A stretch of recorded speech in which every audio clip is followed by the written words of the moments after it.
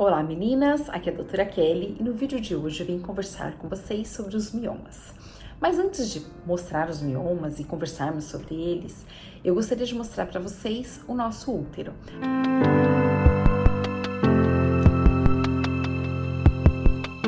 O útero é um órgão intrapélvico, ou seja, ele fica dentro da nossa pelve, dentro da nossa bacia. E ele é formado por 3 camadas. O perimétrio, que é a camada mais externa, o miométrio, que é a camada intermediária, a camada muscular, e o endométrio, que é a camada mais interna, que é aquela camada que a gente menstrua, que a gente descama na menstruação. Os miomas, eles são os tumores pélvicos mais frequentes do trato genital feminino. 20 a 30% das mulheres no menarqueme, ou seja, mulheres que menstruam, podem apresentar os miomas. E os miomas são nódulos sólidos, arredondados, endurecidos, que se formam a partir do miométrio, ou seja, as células que formam o mioma, elas têm origem no miométrio e elas são nutridas pelos hormônios estrógeno e progesterona. Por isso que os miomas, eles são muito incomuns, muito raros antes da menina menstruar e eles tendem a regredir e desaparecer depois da menopausa, quando a mulher deixa de menstruar.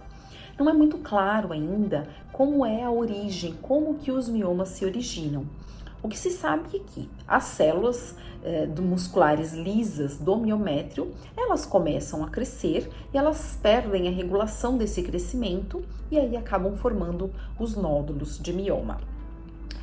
A gente sabe que o pico de incidência, ou seja, a idade em que é mais comum de ter os miomas é entre 30 e 45 anos. As mulheres negras, elas têm de 3 a 9 vezes mais chances de terem os miomas. E quando eles aparecem em mulheres mais jovens, ou seja, eles são mais precoces, em um maior número e em maior tamanho também.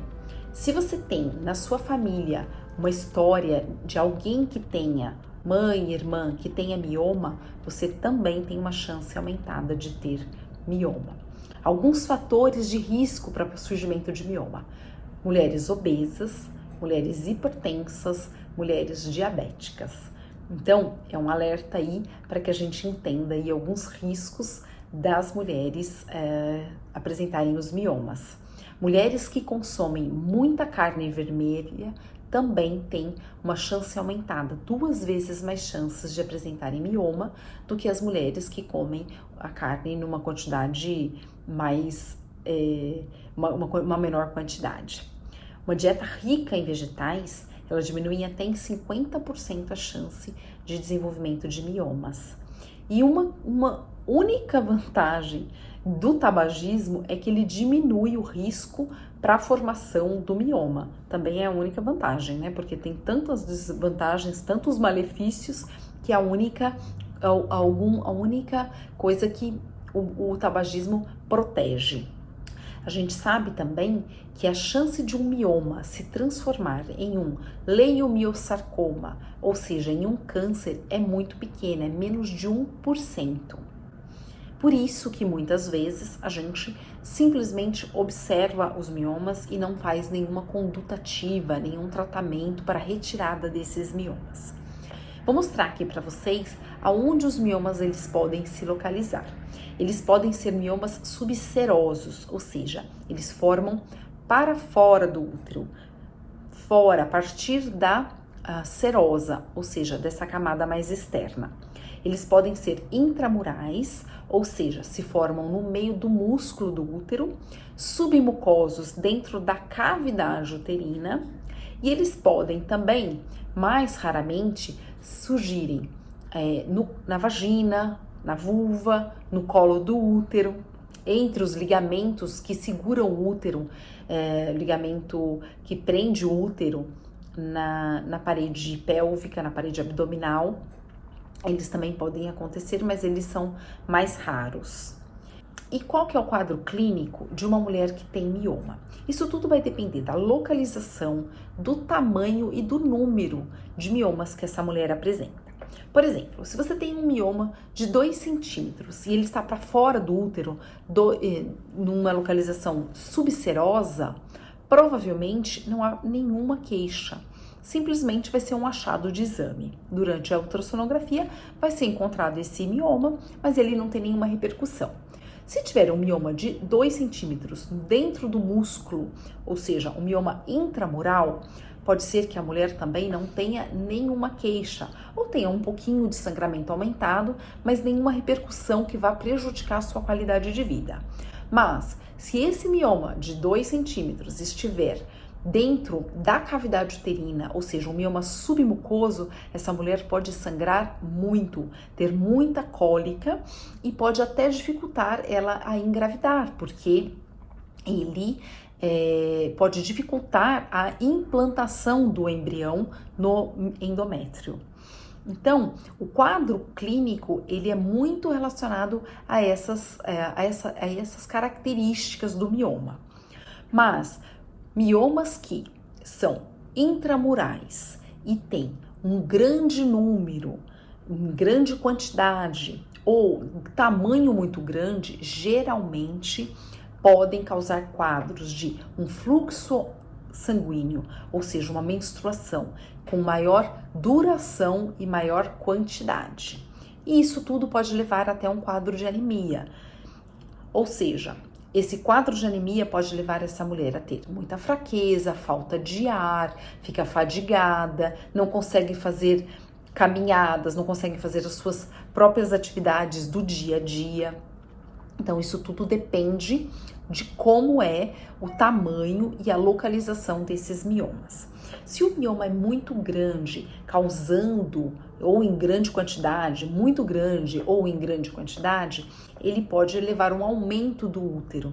E a gente, durante o exame de toque vaginal, quando a gente faz no consultório, a gente pode observar esse útero aumentado de tamanho e a gente pode até palpar os miomas.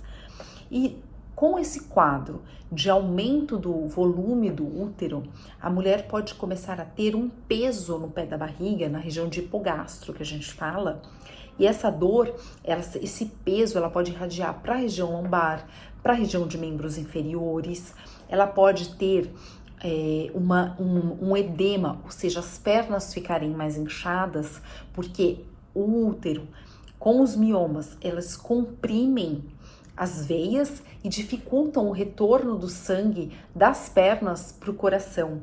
Então pode ter aumento de hemorroida, aumento de varizes, aumento de inchaço, esse edema, tudo isso causado por um volume abdominal que está aumentado. Uma outra situação também é a compressão da bexiga e do intestino. Se comprime a bexiga, a mulher vai começar a aumentar a frequência para urinar. Ou seja, vai várias vezes ao banheiro para fazer xixi e sai de pouquinho, como se ela, quando a mulher está grávida, que é o que acontece pela compressão da bexiga. Pode também apresentar obstipação, ou seja, dificultar a evacuação pela compressão do intestino também. Pode apresentar muita cólica ou uma dor pélvica, uma dor que fica crônica de tanta compressão, de tanto peso que esse útero causa na região pélvica. Pode ter também dificuldade para ter relação sexual, porque a gente sabe que o intestino, a bexiga, a vagina são todos juntos, estão todos interligados, está um do ladinho do outro, e tudo isso também pode dificultar na relação sexual, no ato sexual. O que a gente sabe é que a maioria das mulheres que apresentam o mioma, elas não têm sintoma nenhum. Por volta de 80% das mulheres que têm mioma não tem sintoma, não tem nenhuma queixa. São exames, ela vai fazer seu exame de rotina, vai fazer um ultrassom e nesse ultrassom se identifica o mioma, mas isso não tem nenhuma repercussão para ela. E como é que a gente faz o diagnóstico de mioma? Primeira coisa a se pensar é durante a entrevista, durante a conversa que a gente tem com essa mulher, que a gente tira a história clínica dela, a gente já pode suspeitar por todos esses sintomas que eu falei para vocês. Examinando a mulher, a gente pode ter observar um aumento do útero, uma palpação dos miomas também. Isso é o que a gente a princípio imagina. Depois dessa hipótese que a gente levanta, a gente pede um ultrassom. O ultrassom ele pode ser transvaginal, quando a mulher já teve relação sexual, então ele é feito, o aparelho do ultrassom, a sonda do ultrassom, ela é colocada dentro da vagina. Ou, se a mulher não teve relação sexual, pode ser feito pela região pélvica, ou seja, por cima, um ultrassom pélvico feito através do abdômen. Uma outra maneira também de se identificar os miomas é pela ressonância nuclear magnética de pelve e pela histeroscopia. A histeroscopia é aquele exame em que a gente entra com uma ótica para avaliar a cavidade uterina. Então, a gente entra com a ótica pelo colo do útero, entra até chegar na cavidade uterina e visualizar se ali dentro tem ou não um mioma, o tamanho, a localização e também se ele é só um mioma submucoso, ele está só dentro da cavidade, ou se ele é um mioma com componente intramural, ou seja, tem uma parte que também está dentro do músculo. Diante desse diagnóstico, a gente vai conversar com a paciente e vamos instituir aí o tratamento.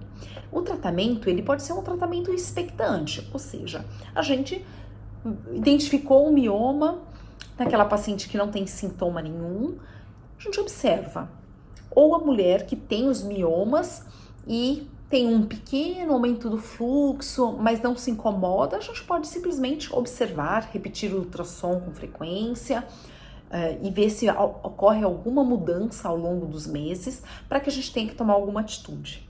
Ou o tratamento, ele pode ser clínico ou ele pode ser cirúrgico. E isso vai depender dos sintomas, da idade da paciente, se ela tem desejo ou não de engravidar, do tamanho do mioma, do tamanho do útero, da localização desses miomas.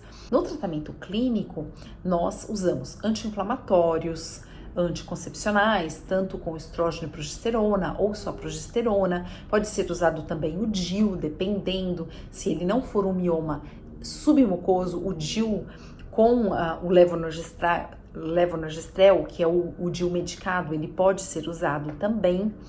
E se essa mulher apresenta anemia, a gente vai corrigir essa anemia, usar medicação para tratar também, porque a gente tenta segurar o sangramento, diminuir esse sangramento, mas a gente precisa também resolver os quadros, por exemplo, de anemia que essa mulher pode vir a ter. E em casos em que a mulher não deseja mais preservar o seu útero, ou ela existe a necessidade de fazer a cirurgia exatamente porque ela quer engravidar ou porque os sintomas são muito intensos, a gente pode fazer uma cirurgia ou radical ou conservadora. Na cirurgia conservadora é feita a retirada só dos miomas, e esses miomas eles podem ser retirados, se eles forem submucosos, pela histeroscopia. Se eles forem intramurais ou subserosos, eles podem ser feitos sendo retirados os miomas pela laparoscopia, que é aquela cirurgia em que entra a câmera pelo umbigo, ou pela laparotomia, quando você faz um corte na região do abdômen. Se a mulher tem o desejo de engravidar e opta pela retirada dos miomas, é muito importante ela saber que a tentativa sempre será de preservar esse útero, mas muitas vezes pode acontecer dos miomas serem em grande quantidade, apresentar um grande sangramento durante a cirurgia e essa cirurgia ser convertida para retirada do útero como um todo. Esses são alguns casos. Então, a mulher que vai fazer a retirada do mioma, ela tem que estar ciente que pode acontecer de a cirurgia não ser conservadora e ter que ser feita a retirada. E a cirurgia radical é a cirurgia em que é feita a retirada do útero, é feita uma histerectomia. E aí, dependendo do tamanho, da localização, é sempre isso, depende da localização, depende do tamanho, pode ser feita por via vaginal, ou seja, retira-se o útero pela vagina. Essa cirurgia de retirada de útero pode ser pela via laparoscópica e pela via laparotômica. Depende muito dessas características. Por isso que é tão importante a individualização. Não existe uma receita para a cirurgia ou para o tratamento dos miomas. Cada caso precisa ser avaliado, cada mulher tem a sua indicação de preservação, de retirada, de uma conduta expectante, ou seja, somente observar.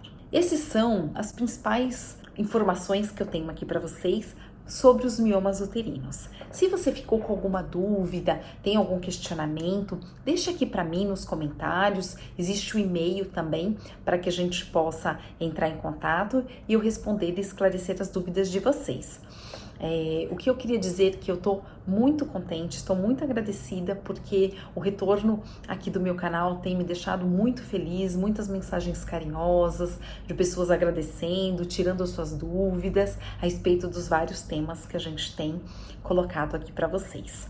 Se você gostou desse vídeo, curta, compartilha com as amigas, se inscreva no canal e o que eu sempre digo para vocês, aqui nesse espaço que a gente tem, eu sempre vou dar dicas para que a gente possa ter o melhor estilo de vida diante de todas as imperfeições que a gente tem na nossa vida.